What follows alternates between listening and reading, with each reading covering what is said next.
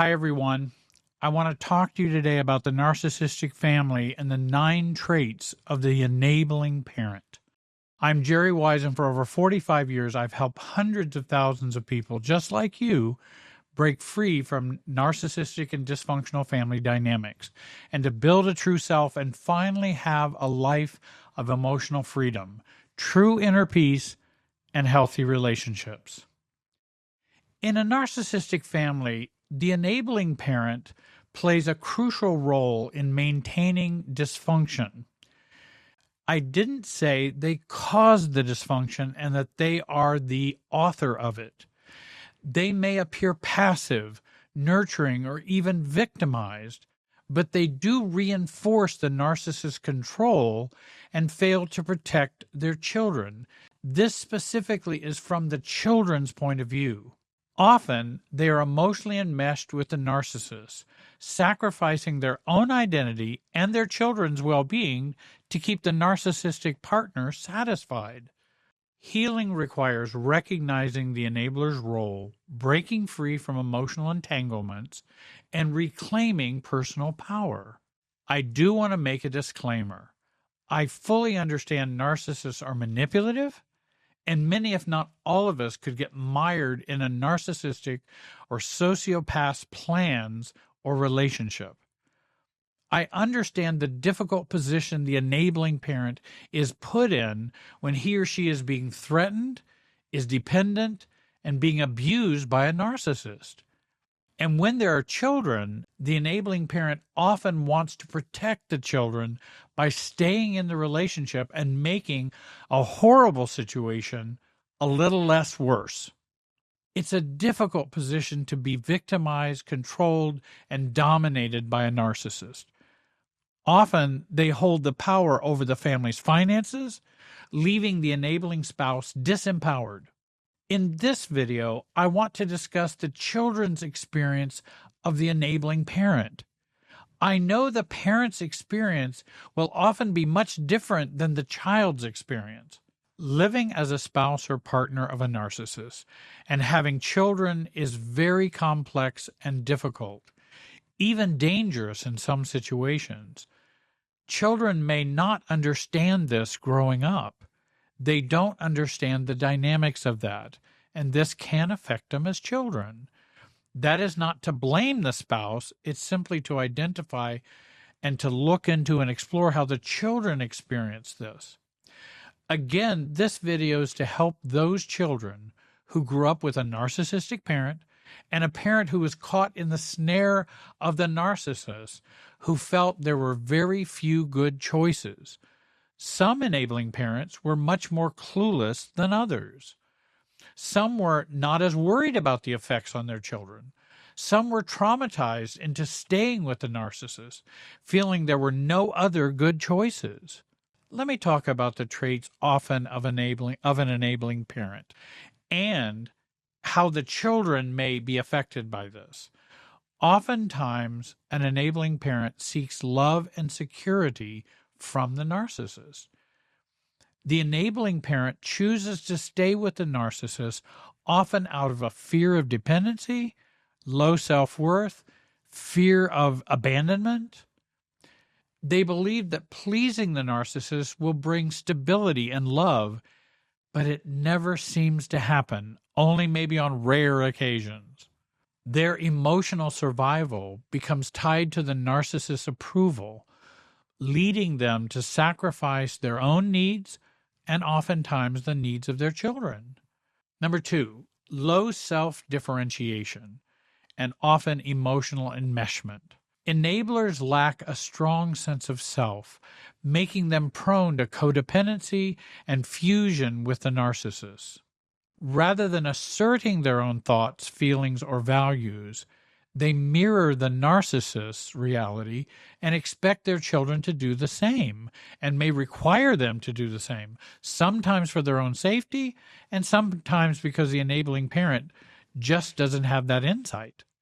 They struggle with emotional autonomy, making it difficult to break free from the toxic patterns.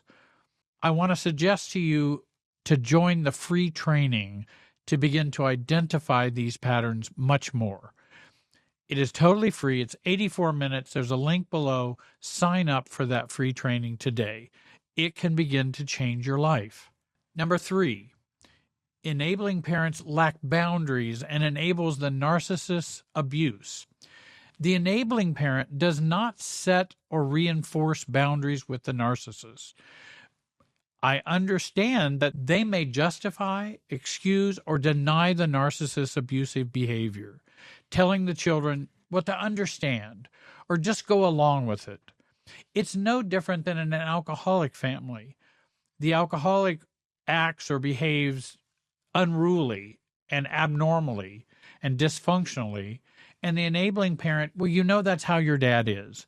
We'll just have to get along with your dad the way he is. And that's common with many dysfunctional families.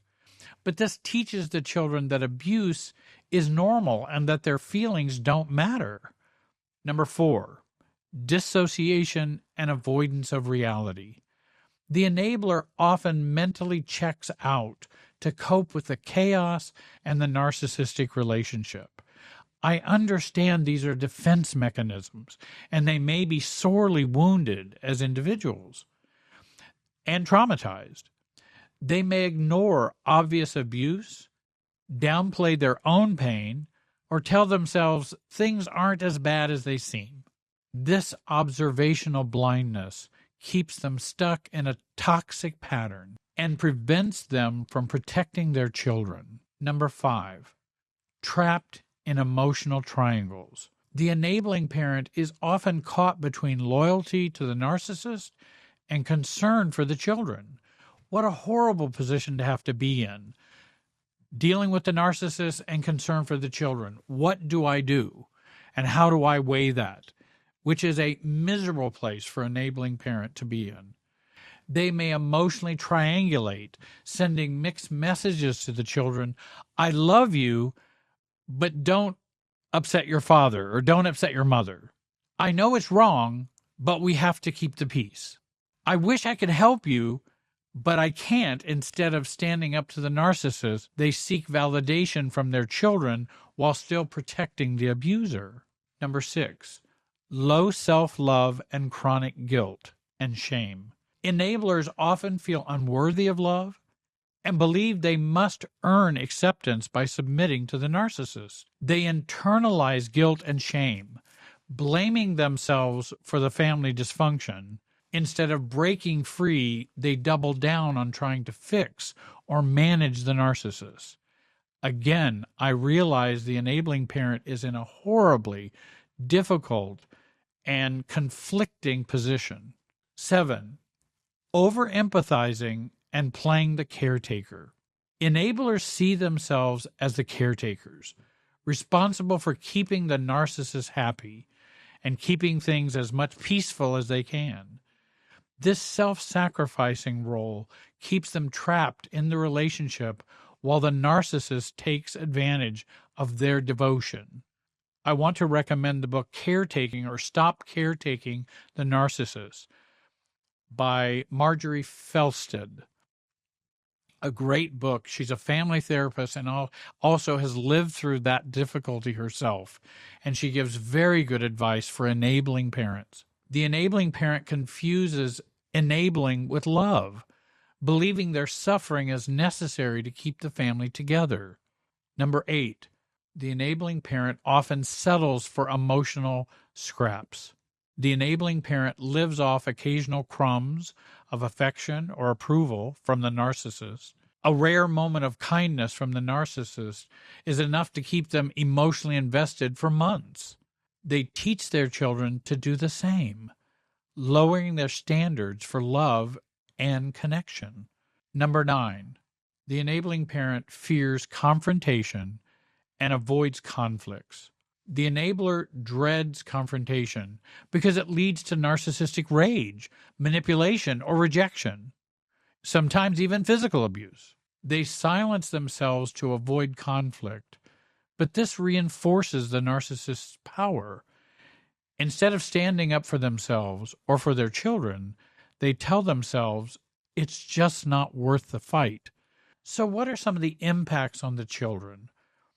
Growing up with an enabling parent is deeply damaging because the child learns that their needs don't matter. They are expected to please the narcissist or keep the peace. They feel betrayed by the enabler who should have protected them but didn't. And again, these are things and struggles they have when they become adults and wonder, why didn't my enabling parent do something different? I understand as children, they don't understand all the difficult dynamics of adulthood. But often they will struggle with that question if you're a recovering adult child of a narcissist. They also may internalize the enabler and the coping mechanisms, such as dissociation, guilt, overfunctioning, or seeking love from toxic people. What is healing involved if we had an enabling parent and a narcissistic parent? We want to begin to break the cycle of enmeshment, recognizing that their struggles are not yours to fix, releasing the guilt and misplaced loyalty. You don't owe them your silence or emotional caretaking. Build strong boundaries. Stop engaging in their emotional triangulation or denial. And this is no different than when you work with addictions or alcohol or other kinds of problems. And we have a parent who's still enabling the narcissist, and we get into a triangulation with them. No, Mom, I know Dad is a dysfunctional narcissist, and I'm not going to play that way. You can. That's your life and your life choices. I'm sorry for that, and I know that's got to give you great pain and has given you pain over many, many years. But I need to step out of the triangle. Developing self-differentiation. Stand firm as an ACON in who you are. Separate from the dysfunctional family dynamics. Find some real support. Seek healthy, non-toxic relationships where love and respect are mutual. Let me share some final thoughts with you. The enabling parent may indeed be a victim, but they also are a participant in the narcissistic family system. Their passivity, denial, and emotional fusion keeps the cycle of dysfunction alive. Healing means seeing the enabler for who they truly are, not simply a helpless partner, but someone who chose to protect the narcissist many times over the children. Once you release their emotional hold, you can break free, heal, and build a life based on self-worth and self-differentiation. If you're ready to finally break free and start living with emotional freedom, inner peace, healthy relationships, then join the free 84-minute training. There's a link below. Over 30,000 people have already taken this as their first step towards real and lasting change. The free training will give you the key insights and tools to start your healing journey. Click the link below to join now. And if you're looking for a deeper step-by-step process, you can also join my Road to Self program, in which many members say was the missing piece in their healing journey, and it's designed for those who are truly ready to break free for good. Don't forget to subscribe and hit the bell icon so you'll never miss a video. I want to thank you for watching. Have a great day, and be wise.